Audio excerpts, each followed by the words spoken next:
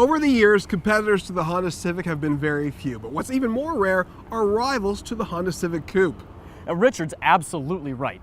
Many have tried and failed in the past, but none of them have been able to compete with the car's sporty driving experience, its price, its reliability, and its exterior styling. But it looks like the other H brand is ready with a brand new alternative. It is the Hyundai Elantra Coupe, and it looks like it's ready to go head-to-head with the two-door Civic.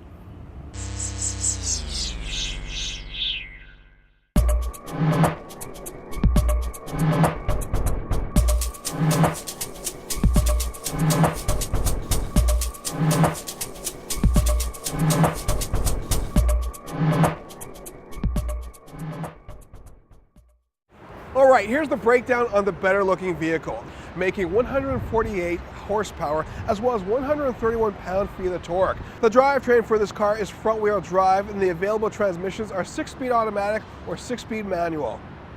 When it comes to fuel numbers, they are comparable to what you would find in the Civic. The Civic Coupe has a familiar 1.8-liter 4-cylinder engine that comes with either a 5-speed manual or an automatic. It's also front-wheel drive. It makes 140 horsepower and 128 pound-feet of torque and gets improved fuel economy over last year's model. It gets 28 miles per gallon in the city and 39 out on the highway. It also gets 32 miles per gallon combined. Pricing starts at $16,545, but our tester cost a little more than 20 grand. All right, have a good look. The Elantra is what the Civic would like to be. In fact, I gotta think it's a bit of a Civic in an alternate universe, but way better than that. Look at the front fascia, the lighting design, the grille definitely has presence. Look at the rims, bold and brash, not available on the Civic. Also the side mirrors, they've got markers which definitely say, hey, let's be fancy. And overall, the body is fluid, a design that the Civic doesn't really have in my opinion. In terms of exterior styling, the 2012 Civic Coupe has a few things I particularly like about it. The revised front grille is especially good, although honestly, I'm not in love with it. What I am in love with is the way that the roofline translates into the rear lights, leaving the car looking clean and understated, unlike the hey, look at me Hyundai Elantra. All right, we're inside the Elantra. It's the better looking of the two vehicles, and I'll tell you why. First up, the steering wheel. It's got a standard leather-bound steering wheel, and I think that Hyundai has done a really good job lately as making something that people like to use, like to drive. The controls are all in the right place, at your thumb tips, easily accessible. One of the things I found when I was driving this vehicle is I didn't mind the ergonomics on the inside. I feel like they're extremely comfortable, but when it came to the buttons, it wasn't so great in the daytime. As for in the evening, the illumination looks great, really easy to use. Love the center dial for volume and more. This works very well. When it comes to the seating in the Elantra, you've got sporty seats. They're leather in this particular model, as well as they are standard heated seats, a bonus that you don't get in the Civic.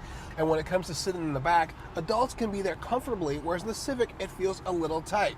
Also, the trunk space, way bigger than what you would find in the Civic. And just to be a jerk, the Civic has 2 cup holders. The Elantra has 6. My tester comes with the EX trim, and I have a love-hate relationship with the car because of that. Now, that's because next to the Elantra, it has an outdated-looking center stack and ugly cloth seats. And honestly, to me, that's not necessarily a bad thing for 2 reasons. One, when I got into the car for the first time, I knew exactly how to use it. There were no question marks. 2, those cloth seats are ugly, yes, but they're very comfortable and they support my lower back in a way that the Elantra simply doesn't. And that means more to me than style after a long day in the office, hands down. I can't say the same thing about the rear seats. Unfortunately, they're cramped and you can forget about taking taller passengers along for the ride. Driving the Elantra Coupe is agreeable, and the reason why I say that is because it is not a sporty ride. It is a relaxing, smooth ride. This car is just right both on the highway and within the city. The drive is comfortable. Overall, when I drove the Civic Coupe, it was one thing. It was actually basic.